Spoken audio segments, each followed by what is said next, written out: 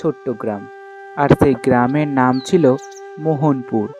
খুবই শান্ত প্রকৃতির ছিল এই গ্রামটি। গ্রামের ধারে একটা ছোট্ট কুঁড়ে ঘর ছিল, আর সেই কুঁড়ে ঘরে বসবাস করত শ্যামল এবং তার পরিবার। এই শ্যামলের পরিবারে সদস্য সংখ্যা ছিল 3 জন।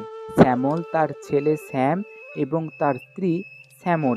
জঙ্গলের কাঠ কেটে সেই কাঠ নিয়ে বাজারে যেত বিক্রির জন্য। সেই কাঠ বাজারে বিক্রি করে যা অর্থ উপার্জন হতো তা দিয়েই সংসার চলতো তাদের।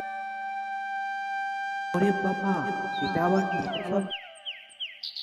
জঙ্গলে বসবাস করত একটা দানব, যে জঙ্গলের পশু পাখি খেয়েই সারাটা দিন কাটিয়ে দিত।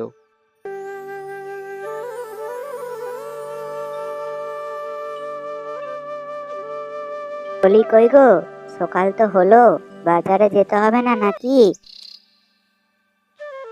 পর জঙ্গলের রাস্তা ধরে সোজা বাজারে চলে যায় শ্যামল, আর সঙ্গে থাকে তার ছেলে শ্যাম।